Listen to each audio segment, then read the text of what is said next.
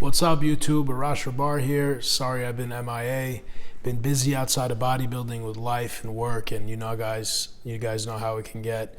I want to answer a few questions. I get a lot of questions from you guys, and I want to try to answer the questions that I think the majority of you will benefit from it. So I got a list of a few here. One of the questions a lot of people ask me is how I built my base, how I got to where I got. And I implemented all different training techniques over 23 years now that I've been lifting weights and bodybuilding. I've done supersets, I've done drop sets, I've done time under tension, I've done high intensity, I've done low volume, heavy weight, I've done high volume, lightweight, and everything has its own time and place. If anyone tells you this is no good, that's bullshit. First of all, when you first get into training, your first year of bodybuilding is like a child's first year on earth. From day 1 to day 365, a human grows at a really rapid rate. You can gain 15, 20, 30 pounds of muscle if you train right and you eat right in 1 year. But after that, it slows. So what I noticed is that when I got a little bit older and I built a good base, I wasn't getting any bigger. I wasn't getting any thicker. I wasn't getting any denser. And this was natural. So this is very important for you natural guys, but it can be adapted by everybody. So what I started doing was blunt force trauma. I started lifting very, very heavy with lower volume. And I did this for like 8 years. And it took me from GQ, six-pack, looking good to like, is that guy on juice? I mean, I didn't look like a monster ripped to shreds, but I was very dense, very strong, got very thick.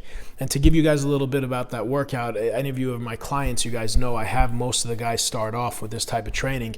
It's not long workouts. It's not 5, 6 exercises, 4 or 5 sets, 12 to 20 reps. It's 3, 4 exercises at most, 3 sets per exercise, give or take, depending on the person, depending on the workout. And the volume is low. It's 4 to 6 reps. Now, 4 to 6 reps means if you can't do 4, the weight's too heavy. But if you could do more than 6, the weight's not heavy enough. It's too light. So what you got to do, it's kind of dangerous because that's heavy weight. You got to warm up, and then warm up some more.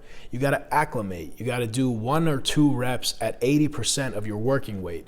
So I don't really do like 60 pounds, 70 pounds, 80 pounds, 90 pounds, 100.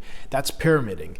It's nothing wrong with it. I did it for years, but I feel like I'm weakening myself on every set. So I just try to warm up as much as possible, maybe do 1 rep getting my central nervous system ready for the heavy weight, and then I'll just go heavy and stay heavy. So if you guys are really at a plateau, you've been training for a few years and you can't get bigger, what you did was great. It was excellent. What you did got you to where you are now, and I'm sure where you are now is better than where you started. But now to progress from where you are now, you got to take a different approach. Doing the same thing, expecting a different result is pretty fucking crazy. So I recommend everybody try that, give that a try. But the question was, how did I build my base? And that was the answer. What has changed in my training and nutrition in the 22 years of my training? So I was really OCD when I was younger. I just loved bodybuilding. I wasn't competing, but I just knew that I had to be doing what I was doing at that time. And I didn't miss a meal for like 10 years. And when I'm talking about I didn't miss a meal, I'm not exaggerating. I ate every 3 hours, even when in my sleep. I either ate cottage cheese or slow digesting protein, or I woke up, when I'd wake up to pee, I'd have a shake. I don't do that as much anymore. I'm definitely more relaxed, even though I'm a pro now and I'm on the Olympia stage.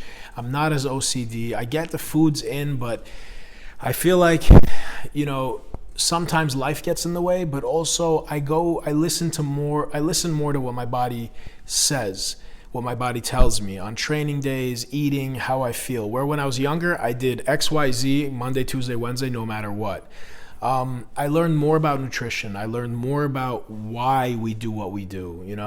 It's not just eat this much protein. Well, why? Protein is a building block of muscle. If you train day and night, take every supplement under the sun, but you don't eat protein, which is the fuel for the muscle tissue, you're not going to grow. So a lot has changed just in understanding my own body, understanding how the body works, what it reacts to, when it needs certain things, when it needs a little bit of a break. Like after my shows, I don't go crazy eating, however many grams of protein 6 times a day. If I eat a meal of low protein, it's okay, because you need a break. Your body's always working to break down the food and filter it, and it's very taxing on your body. So that's what really changed for me over the years. What training styles do you implement? Do you believe in pyramids? I kind of answered that question already. Supersets, drop sets. I do. I think supersets and drop sets and intensity techniques. Intensity techniques are time under tension, drop sets, negatives, supersets. On a hammer strength, you can pull the concentric, and on the eccentric phase, you could have a buddy holding onto the hammer strength, pulling against you, and you fighting it. So these are all intensity techniques. They're great. But if you apply them to every single exercise, you're never going to be able to go heavy, because intensity techniques are really taxing. You have to go a little bit lighter. They're harder. You can't do heavy weight for high reps slowly and supersetted. I mean, shit, some of you guys might be able to, God bless you, but it's harder. So I like to, some people will do heavyweight low reps for a few weeks. Some people will do it for a few months and then change. You can do it in the same day. I do all different types of stuff with my clients. I'll have them do only one style of training for a few weeks till I get where I want them to be, and then I'll change it. Or I'll even implement my 4 to 6 reps for the first exercise. Then I'll go to a little bit higher reps, higher volume, maybe hypertrophy, like 8 to 12 mid-workout, and then even implement a superset, blood volume training, pump style training to engorge the muscle at the end of the workout with as much blood as possible, which would be a superset. And blood, you guys have to understand, getting a pump is not only about feeling great, like Arnold said in the gym, but blood carries nutrients to the muscle. So a pump is showing you that you're stimulating the muscle, you're getting blood flow to the muscle, and you're getting nutrients to the muscle. That's the most important thing. And you guys don't forget about your post-workout meals or shakes and your intra-workout. You can bench press 1,000 pounds, but if you don't feed your muscle to recover from that muscle breakdown training that you did, you're not going to get bigger, you're not going to grow, you're not going to progress. If anything, you might even lose weight, you might even break down muscle tissue. Best and most important supplements. I've never been a supplement freak. I think supplements are great, but there's no miracle out there. If you're training hard at 100% and you're eating, your diet's impeccable, supplements make a big difference. First supplement that comes into mind that's been proven and that's been studied over a decade, it's not new, is creatine. Creatine is an athlete supplement. I don't care if you bloat from it. It doesn't matter. Some people do, some people don't. Some types of creatines will hold less water with certain type of people. Some people tell me creatine monohydrate bothers my stomach. But bottom line, creatine makes you stronger. You take creatine, you get stronger. Maybe as a side effect, you gain some water. Maybe you don't. You lift heavier weights, you gain muscle. Plain and simple. It's an athlete supplement. So I definitely recommend creatine for everybody. I don't believe in loading phases. Just take 5 grams of creatine along with alpha-lipoic acid, ALA. Look it up if you don't know what it is. It'll help you utilize the creatine and the carbohydrates. Take those two with carbohydrates after training. That will spike your insulin, and you'll absorb a higher percentage of the creatine. So that's what I recommend. Pre-workouts. For me, I never cared too much if there's arginine and creatine and whatever. I just cared the way the pre-workout made me feel. So when you're in low calories and you're pre-contest and you're tired, if you can get a pre-workout that's going to drive you and push you to be 10-15% stronger, more intensity, and train for 10-15 minutes longer, then it's done its job. A lot of them have some serious stimulants, so some of you guys got to be careful. Some natural federations ban some of the stimulants, and a stimulant's a stimulant. It's dangerous just like anything else. You can easily become addicted to it. Next thing you know, you're taking pre-workout all year long.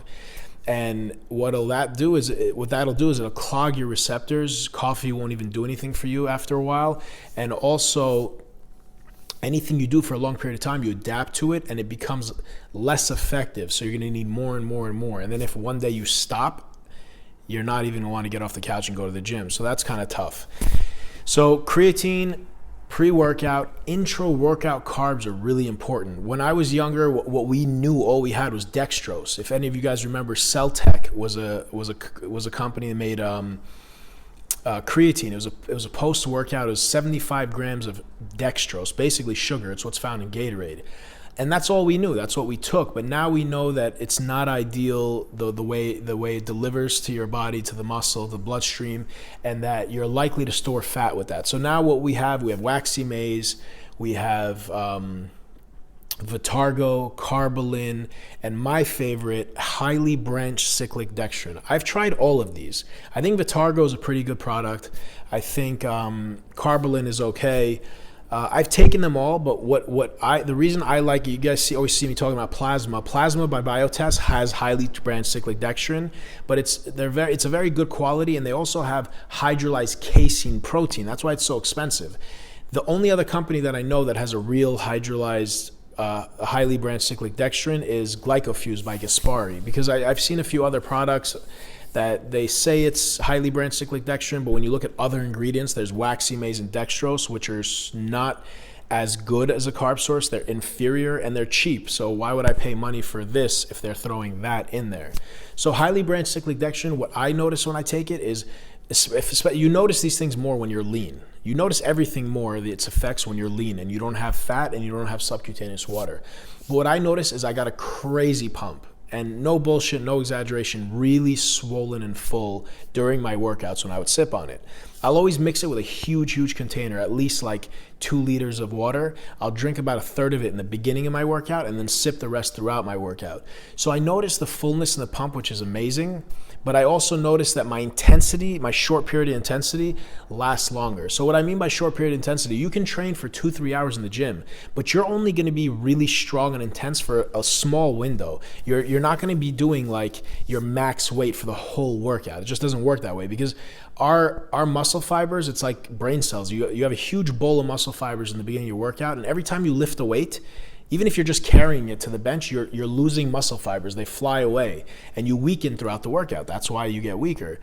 That's also why a lot of powerlifters will drop weights. It's not about acting cool and being a tough guy. They don't want to hold the weight for any longer than they need to. If you guys pick up the weight and walk around with it, you're just weakening yourself. Every time you do a set and a rep, you are weakening yourself. That's why I say warm up, and then do an acclimation set and then just go heavy. Don't hurt yourselves. Don't say Arash told me to do this and I hurt myself. It can be dangerous. You really literally got to warm up, meaning body temperature has to come up, and even you should always break a sweat during your warm-ups. So if you're not breaking a sweat, that's an issue. So pre-workout, creatine, intra-workout. Post-workout, I've never been a big post-workout shake guy. You can have a scoop or 2 of whey isolate and then go home and eat. But the most important thing is to just get in protein and carbs. If you want to have it from highly branched cyclic dextrin and whey isolate, no problem. Egg whites, chicken breast, and white rice is perfect. My go-to post-workout is usually white rice and chicken or egg whites or whatever. It doesn't matter, Fast digesting carbs, fast digesting protein. But you want to have that meal soon after you work out. You don't want to annihilate, break down your muscle, and then expect to grow without feeding it. You need to replenish your glycogen stores. You have stores of carbohydrates in your muscle. So carbs, once it enters the bloodstream, is glucose. In the muscle, it's called glycogen. When you work out, hopefully if you worked out hard, you're diminishing your glycogen stores. You're emptying the muscle of glycogen. Glycogen is what gives your muscles the strength, the power, the endurance, the stamina, and also a round, full look. So if you don't replenish that, you're not going to be growing. You're not going to be getting better. You're not going to be performing the next day. Go to the gym, train your ass off, and then don't eat any carbs. Do that for a few days and see how you feel. You're going to feel like shit. You're going to lose a lot of fullness and a lot of weakness.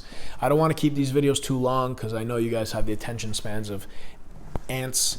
So comment below. I'll make more video guys for you soon. More ranting and stuff that I know you guys like to hear. Happy New Year, everyone. I'll see you guys soon.